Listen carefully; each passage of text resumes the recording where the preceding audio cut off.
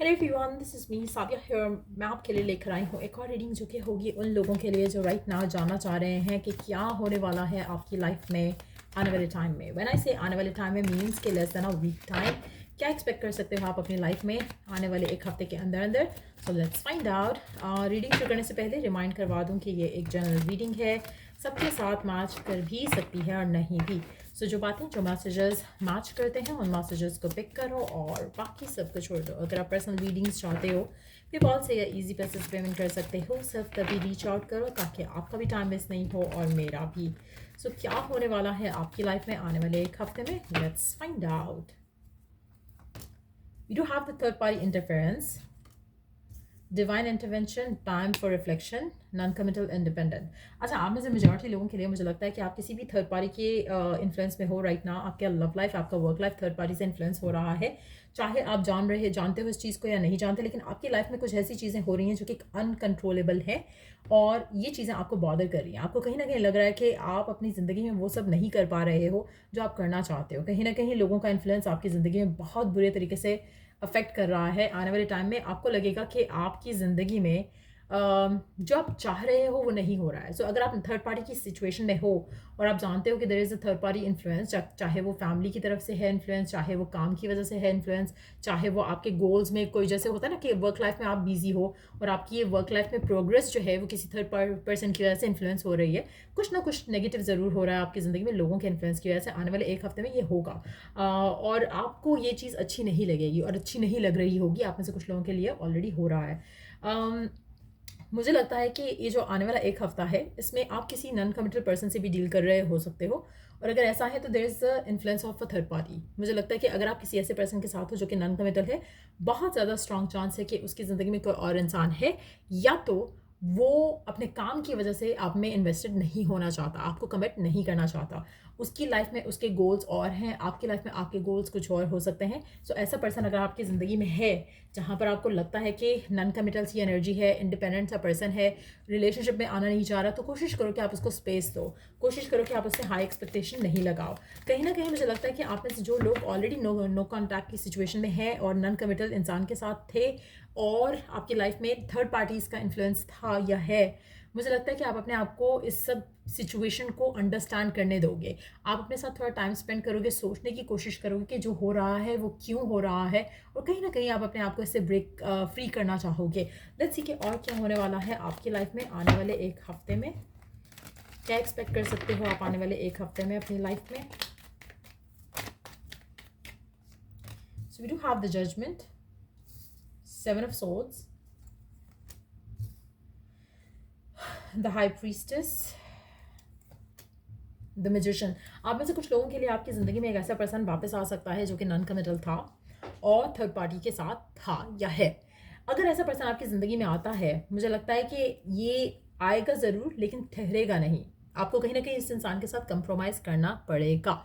सो कहीं ना कहीं आपका एक ऐसा पर्सन, ऐसे सिचुएशन जो है मैं देख रही हूँ आपकी ज़िंदगी में आते हुए जहाँ पर थर्ड पार्टी का इन्फ्लुएंस स्टिल रहेगा। सो अगर कोई ऐसा पर्सन रिकन्सिलिएशन के लिए आता है या बात करने के लिए भी आता है, तो आपको पता होना चाहिए कि आपको क्या चाहिए। कहीं ना कहीं आप जो चाह रहे हो इस रिलेशनशिप में इस पर्सन के साथ, शायद वो नहीं हो सकता। दैट्स वाई आपके लिए डिवाइन इंटरवेंशन का होना बहुत ज़रूरी है जिससे आपको क्लैरिटी आ सके। इसलिए आपको कुछ साइंस मैसेजेस ख्वाब के थ्रू,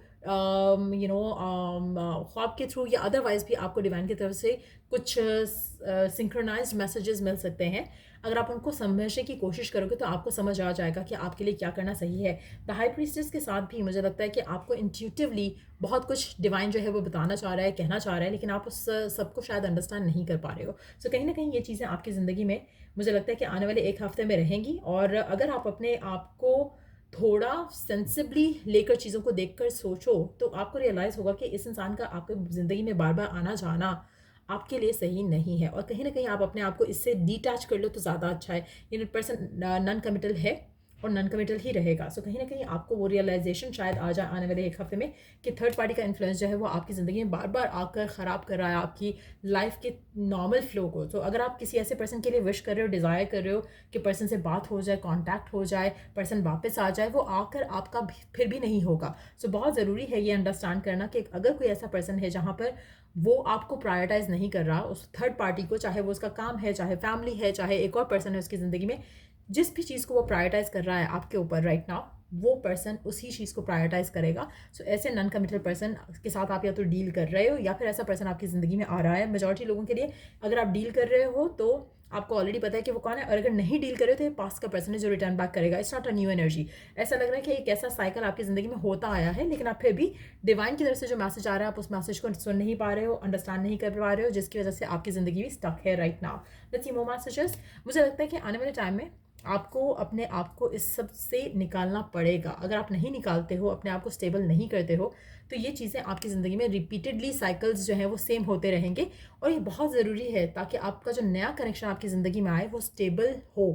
उसके लिए बहुत ज़रूरी है कि आप इस कनेक्शन को स्टॉप करो और हील करो अपने आप को। इसीलिए शायद टाइम फॉर रिफ्लेक्शन जो है वो काफ़ी इंपॉर्टेंट रहेगा आपके लिए इस टाइम में। और आप अपने आप को समझने की कोशिश करोगे, अपने सर्कमस्टांसेस को समझने की कोशिश करोगे।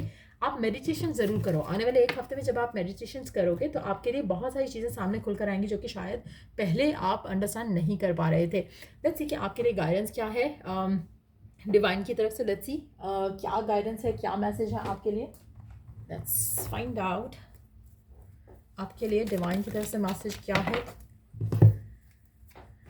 Step out of your comfort zone. आप में से कुछ लोग, मुझे लगता है कि बहुत हैबिचुअल हो चुके हो। ये जो आपका साइकिल रह रहा है पर्सन के साथ ऑन एंड ऑफ का, वो आपको ब्रेक फ्री करना है उस साइकिल से, ये आपको साइकिल ख़त्म करना है। आप में से मेजॉरिटी लोग एक सेम थीम पे, एक सेम पैटर्न पे अपनी ज़िंदगी जी रहे हैं। अगर आप इस पैटर्न को तोड़ना चाहते हो तो उसके लिए आपको खुद को बदलना पड़ेगा। खुद को नहीं बदलोगे तो पैटर्न चेंज नहीं होगा। आप में से कुछ लोग, मुझे लगता है कि आगे बढ़ते बढ़ते आप फिर से पीछे मुड़ना शुरू कर देते हो, जो कि गलत है। एक आपको फियर ऑफ द अननोन हो सकता है जिससे आपको ब्रेक फ्री करना है, उस फियर को फेस करना है और अपनी ज़िंदगी में आगे बढ़ते जाना है। A new start would come for you. लेकिन आप जब आगे बढ़ोगे, एक चैप्टर को एंड करते हुए अपनी ज़िंदगी में आगे बढ़ो, क्योंकि ये बहुत ज़रूरी है आपकी पर्सनल ग्रोथ के लिए भी और अदरवाइज भी। लेट्स सी कि और क्या आप कर सकते हो करंट सिचुएशन में जिससे आपको हेल्प मिल सकती है इन द गिवन सर्कमस्टांसेस। एक हफ्ते के अंदर आप ऐसा और क्या कर सकते हो जिससे आपकी लाइफ में पॉजिटिव इम्पैक्ट आ सकता है, पॉजिटिव चेंज आ सकता है। Let's find out. Deep breathing meditation. Again, जब आप डीप ब्रीदिंग करते हो तो आप अपने हायर सेल्फ से बहुत अच्छे से कनेक्ट कर पाओगे, और वो बहुत ज़रूरी है राइट नाउ आपके लिए to connect with your higher self. उससे आपकी लाइफ में जो चीज़ें आप सही से देख नहीं पा रहे हो अपनी दो आंखों के साथ, वो आप इंट्यूटिवली देख सकोगे और आपके लिए क्या सही है क्या गलत है वो डिसीजन बना पाओगे, जो कि आपके लिए बहुत ज़रूरी है करंट सिचुएशन में। सो डीप ब्रीदिंग करना आपके लिए काफ़ी सिग्निफिकेंट रोल प्ले करेगा, क्योंकि आप अपने माइंड में जो क्लटर है उससे ब्रेक फ्री करते हुए वो चीज़ देख पाओगे जो इंट्यूटिवली डिवाइन आपको दिखाना चाहता है। सो या ये रीडिंग आप लोगों की, अगर आपको हेल्प मिला हो, इस रीडिंग से गाइडेंस मिली हो, तो लाइक शेयर सब्सक्राइब जरूर करो। Till I do the next read, take care, bye.